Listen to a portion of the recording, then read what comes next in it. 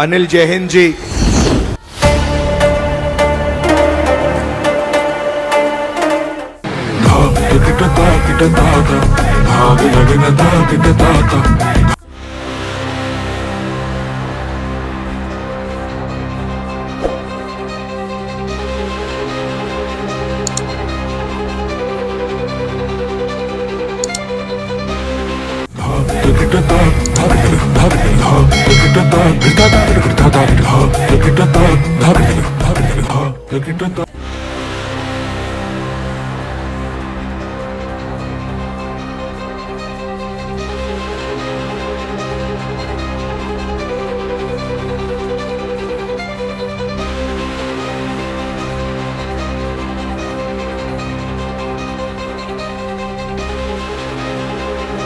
अब मैं निवेदन करूंगा डॉक्टर अनिल जैहिंद जी से वो आए और अपना स्वागत भाषण रखें। डॉक्टर अनिल जैहिंद जी।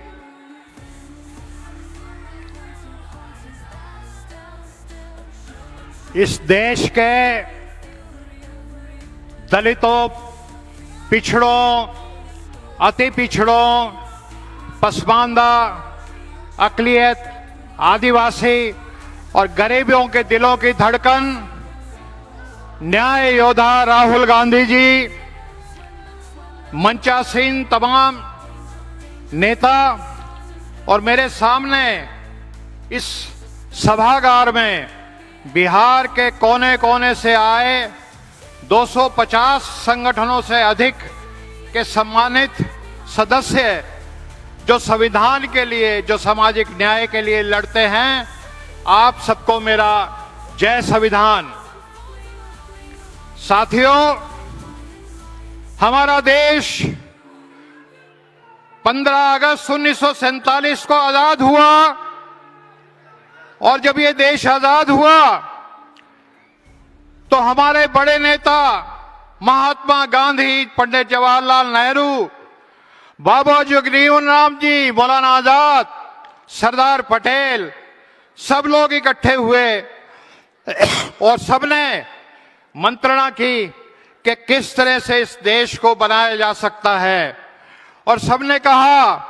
कि अगर इस देश को स्वतंत्रता सेनानियों के सपने के हिसाब से बनाना है तो वो जो एक प्रस्ताव कांग्रेस ने कभी 31 मार्च 1931 को किया था कि जब देश आजाद होगा सबको समान दर्जा दिया जाएगा, सबको बराबर का वोट का अधिकार दिया जाएगा, फंडामेंटल राइट्स दिए जाएंगे, तो वो सपना पूरा करने के लिए, वो संविधान बनाने के लिए कौन सा व्यक्ति अच्छा रहेगा। और सबने मिलकर के बाबा साहब भीमराव अंबेडकर जी को ये तय कर दिया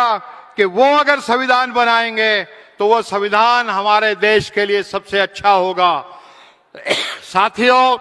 आपको पता है इस देश में वो ताकतें हैं जो इस बात को मानती ही नहीं कि हमारा देश 15 अगस्त को 1947 को आजाद हुआ और वो जब बाबा साहब भीमराव अंबेडकर जी ने संविधान बनाया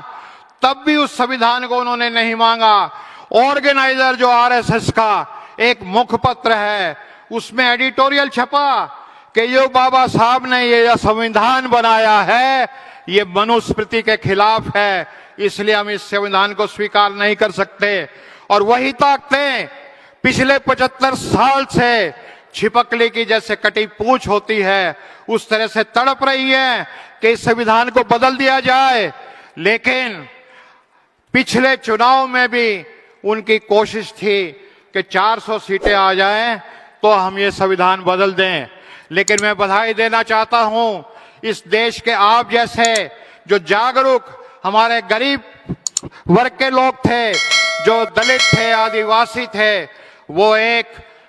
चट्टान की तरह उन्होंने एकता दिखाई और उनके मंसूबों पे पानी फेर दिया। लेकिन आज खतरा टला नहीं है और ये बताया जाता है कि जितना बड़ा खतरा होता है कुदरत उतनी बड़ी ताकत हमारे बीच में किसी न किसी व्यक्ति के रूप में भेज देती है। और आज इस बड़े खतरे से लड़ने के लिए वो खतरा जो संविधान को बदल देना चाहता है, वो लोग जो ये चाहते हैं कि जन्म के आधार पे और जाति के आधार पे इस देश में काम निर्धारित हो कि किसको कितनी इज्जत मिलेगी, किसको कौन सा काम मिलेगा, किसके पास शिक्षा लेने का अधिकार होगा, किसके पास धन दौलत और संपत्ति रखने का अधिकार होगा, वो पुराना संविधान जो मनुस्मृति वाला उसको लागू करना चाहते हैं और वो बड़ी बारीकी से काम कर रहे हैं। एक चीनी कहावत है कि डेथ बाय द 1000 कट, यानी किसी की मौत एक बार में मत करो, थोड़ा थोड़ा काट काट काट काट करके करो, ब्लेड से उसको ब्लीड करते रहो, काटते रहो। और हम देख रहे हैं जैसे आरक्षण में लेटरल एंट्री शुरू हो गई है, कहीं एनएफएस शुरू हो जाता है, तमाम संवैधानिक संस्थाओं को लूला लंगड़ा लाचार बना दिया गया है। इस तरह से संविधान की भी कभी भी एकदम हत्या नहीं होगी, उसी तरह उसका एक एक पन्ना फाड़ दिया जाएगा। लेकिन मैं राहुल जी एक बात को कहना चाहता हूं कि ये लोग जो बैठे हैं, जो बिहार के कोने कोने से आए हैं, हमारे किसी प्रोग्राम में हम किसी को बस नहीं प्रोवाइड करते, ये अपने साधन से आए हैं। कोई रात को ट्रेन से आया है, कोई बस अपनी बस से किराए से आया है, कोई किसी और तरीके से आया है। ये सब असली लोग हैं जो संविधान को बनाए रखना चाहते हैं और इस संविधान को बनाए रखने के लिए आपकी क़यादत में, आपकी रहनुमाई में ये बड़ी से बड़ी कुर्बानी देने के लिए तैयार है, अपना सर कटा देंगे, लेकिन संविधान के एक पन्ने पे खरोंच नहीं आने देंगे। तो अब मैं जानता हूं कि आप राहुल जी को सुनना चाहते हैं, लेकिन देश में एकमात्र नेता राहुल गांधी हैं जो किसी पूंजीपतियों की शादियों में शरीक होना और नाचना गाना पसंद नहीं करते, वो गरीबों की बात को करते हैं। जिनके ऊपर ईडी लगा दो, सीबीआई लगा दो, इनकम टैक्स लगा दो, रोजाना सुबह बुलाओ, शाम तक इंटेरोगेट करते रहो, जेल में भेजने का इनका ऑर्डर कर दो, इनकी संसद सदस्यता छीन लो, इनका घर छीन लो, तमाम रोज इनको हत्या की धमकियां मिलती हैं। लेकिन ये हिमालय पर्वत की तरह, चट्टान की तरह उन ताकतों के खिलाफ खड़े हैं और हम सब लोग राहुल जी आपके पीछे खड़े हैं। तो मैं अब आपके और आपके चाहने वालों के बीच में ज्यादा दीवार ना बनते हुए मैं आमंत्रित करूंगा कि आएं और आप अपने उद्बोधन से हमारे को आलोकित करें, प्रबुद्ध करें। राहुल गांधी जी।